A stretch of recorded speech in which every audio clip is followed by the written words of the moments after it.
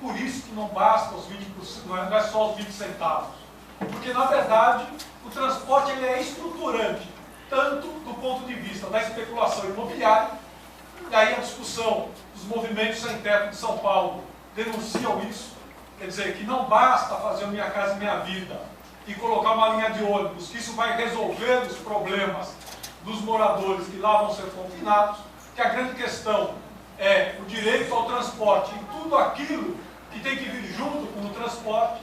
Daí o lema do movimento de moradia, que não basta o chão firme nas quatro paredes e o teto, porque eles querem mais do que isso, querem o transporte coletivo, querem o direito à educação, saúde, saneamento básico, cultura, lazer e o direito ao convívio social. E aí é a questão que para nós do MPL de Salvador é fundamental, porque nós não queremos apenas lutar pela tarifa, porque a tarifa, para quem depende única e exclusivamente do ônibus para se locomover, a tarifa não é a questão central. Se nós formos em qualquer bairro da periferia de Salvador ou em qualquer outro centro urbano do Brasil, a população usuária vai dizer o seguinte: se aumentar 5, 10 ou 20 centavos, mas melhorar a qualidade do transporte, para nós não tem problema. Porque o que nós não queremos é viajar 1 hora de ônibus de casa até o trabalho, esperar meia hora no ponto, ter que ser transportado de pé, depois descer e caminhar mais meia hora até o meu local de trabalho. Se o transporte for de qualidade, se nós não perdermos 3 horas das nossas vidas diariamente para se locomover, nós até pagamos mais. Isso é o que dizem todas as pesquisas sobre transporte realizadas no Brasil. E nós fizemos aqui na periferia de Salvador.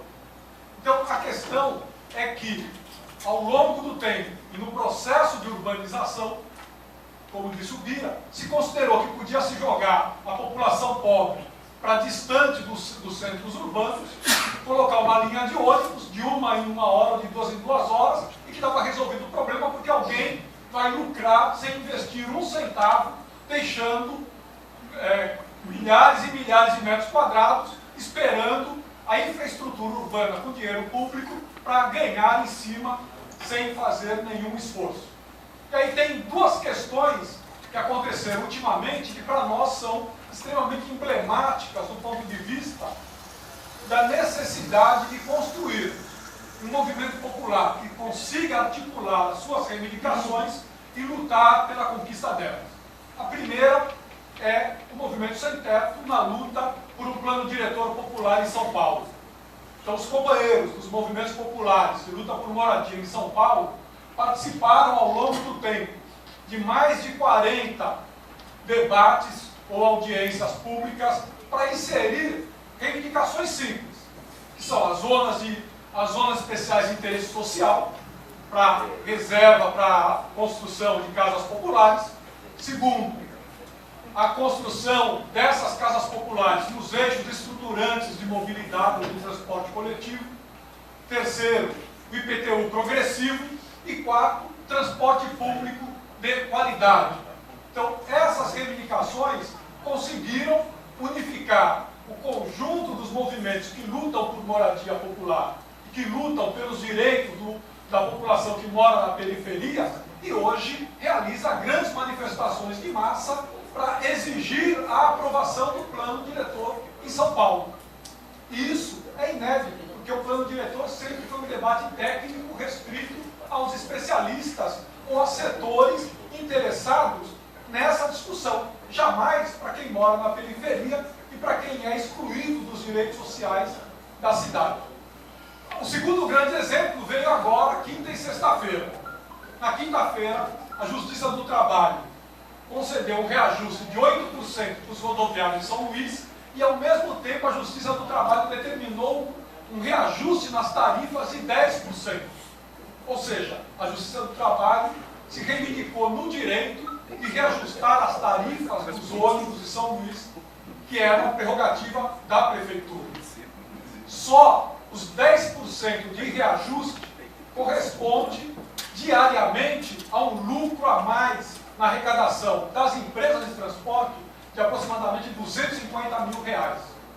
Então, só com um reajuste de um dia, se paga 150 condutores ou motoristas de ônibus. E, para surpresa, no dia seguinte, na sexta-feira, o Ministério Público concedeu aos empresários o direito de receber uma compensação financeira mensal da Prefeitura para manter o equilíbrio financeiro das empresas de ônibus, de aproximadamente 5 milhões de reais. Então, estou dizendo isso por quê? Porque, de um lado, nós temos a grande maioria da população que vive na periferia, sem direitos sociais, sem acesso aos direitos urbanos básicos, numa cidade excludente e dividida, e que é transportada em condições péssimas, e a grande maioria, nós sabemos, que quem mora na periferia é a população negra, que também sofre do ponto de vista da violência policial, do desemprego e da exclusão. E, por um outro lado, quando o movimento sindical dos condutores consegue 1% de reajuste, quem paga esse 1%? É essa população excluída. E o movimento sindical tem que compreender esse processo de que, na verdade, quando os condutores lutam por reajuste, grande parte das vezes o fazem para beneficiar o empresariado e prejudicar a população que depende única e exclusivamente do ônibus para se locomover nessa cidade e em qualquer outra cidade do nosso país. Então, para nós que somos do movimento que luta pela questão do transporte, não tem sentido nenhum lutar por transporte se não for para lutar também por uma outra concepção de cidade, por uma outra concepção de direitos sociais e por uma outra concepção de quem é que deve ser beneficiado e tem que ter protagonismo na discussão do que é que nós queremos para a cidade. E aí, para nós, é fundamental a unidade entre nós, que somos do MPL, e quem luta por moradia e quem luta por uma outra cidade, no nosso caso, de Salvador.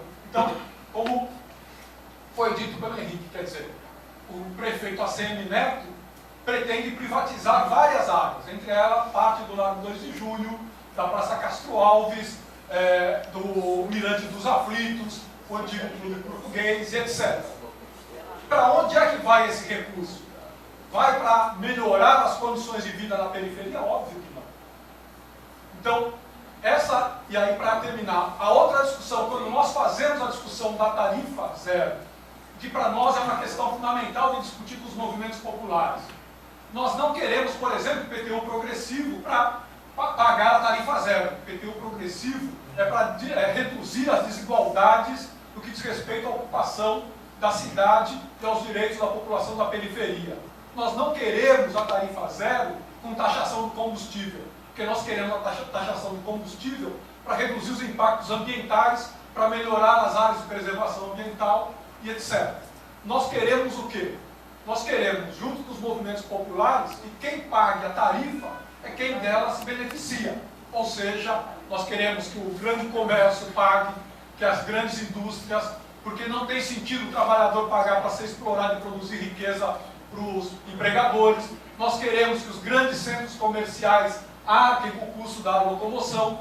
E nós queremos, fundamentalmente, que efetivamente se taxe as grandes riquezas desse país. Aí sim nós queremos que a tarifa seja zero, para que todos possam ter direito à mobilidade e em condições adequadas. E condições adequadas de mobilidade é também condições adequadas de vida, que hoje nós não temos aqui em Salvador e não temos em grande parte da capital. Então, nossa entrada no PT, a nossa entrada nesse núcleo, é no sentido de discutirmos com os companheiros dos movimentos populares, dos movimentos de moradia, como é que nós podemos construir um amplo movimento que lute por um projeto popular de cidade e que é apontado hoje como exemplo os companheiros de São Paulo que lutam por um plano diretor efetivamente popular e que quem foi protagonista desse processo e quem luta hoje pela aprovação dele são os companheiros desses movimentos. Obrigado.